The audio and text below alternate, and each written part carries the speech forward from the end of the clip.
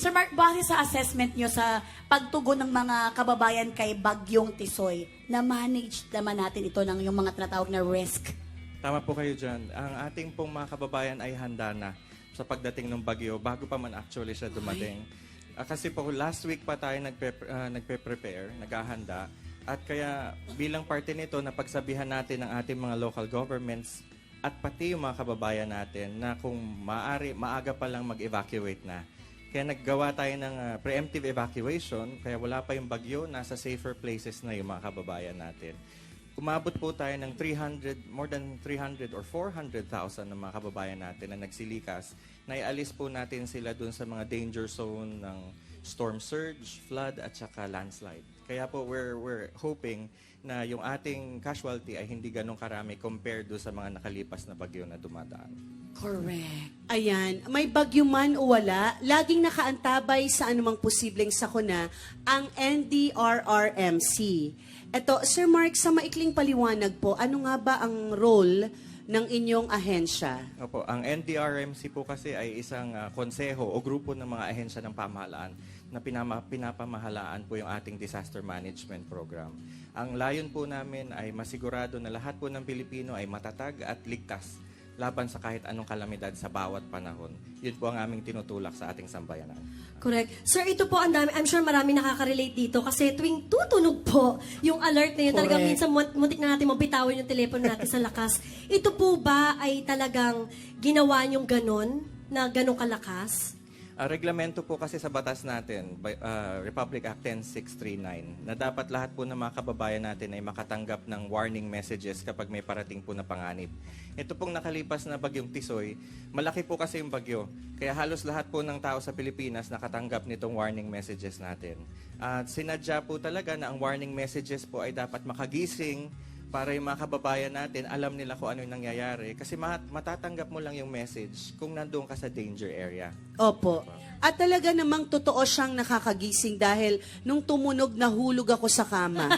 Ang lakas, di ba? Nagulat ako, oo. Actually, At saka mayat-maya, diba? Every minute. Mayat-maya, tapos umabot na ako sa ninervyos na ako. Ayun, parang, ayun, dyan ang bagyo, parang nasa gilid mo na lang yung bagyo. Oo, pero ano't ano pa man, napakalaking tulong ng nagawa Super, yes. ng alert natin nung araw na yon, ano, every time na merong parating na bagyo or sakuna sa bansa natin, 'di Kaya ba? po parang pasensya na lang po kung palagi talaga kami nagte-text nitong nakalipas. Ang gusto lang namin talaga ay siguradong safe po ang mga kababayan natin. Sir, tanong Okay, ko lang, sige. pati rin ba kayo tinitext? Kasi baka kami lang, sir. Lahat, pati kami po mismo doon sa Operation Center, across the board po lahat yan sa mga Actually, lahat ng cellphone ito, nakipag-connect talaga kayo sa mga Opo, telecommunications. nasa batas po natin na yung mga telco natin, pag pinadala po namin yung mensahe sa kanila, sila po ang magdi-distribute sa ating mga kababayan. Yung kumakalat po na tanong na paano namin nalaman yung mga number ng bawat isang tao, hindi po namin alam. Ang telco po ang pinapadala namin at trabaho po nila na ibigay lahat yun sa subscribers nila. Kahit yung cellphone, that's why. kahit yung cellphone nung high school ako, tumunog nga eh. Talaga ba? Charing lang. Hindi, pero ang galing ng tunog. Wala kasi, kang cellphone nun. Wala pala, calculator lang. kasi ang galing, dahil yung tunog na yon, wala naman talaga yun sa ringtone natin na pilian eh. Talaga, magugulat ka, ano yun? Magpapaganon ka talaga. At sabay-sabay. Pero malaking tulong talaga. Pwede ba naming mahiram yung alert na yun pag yung mga pinagkakautangan, kailangan namin Oo, maningil? alert, utang alert. Magbayad ka na, charing lang. Hindi. so, wag nyo i-off yon kasi important yon. Kasi yung iba ino-off na po. Tama po kayo dyan. Yung iba, ino-off po nila yon. Minsan lang naman po ito pag may bagyo. Pero pag wala po kayong maririnig kay NDRMC, mamimiss nyo din kami pag tahimik. Oh, pwedeng mag-text back. Oo. Actually, Sana wala may rin alert. nagte-text back. Opo. Sana may alert din kung may emergency sa isang barangay, ano?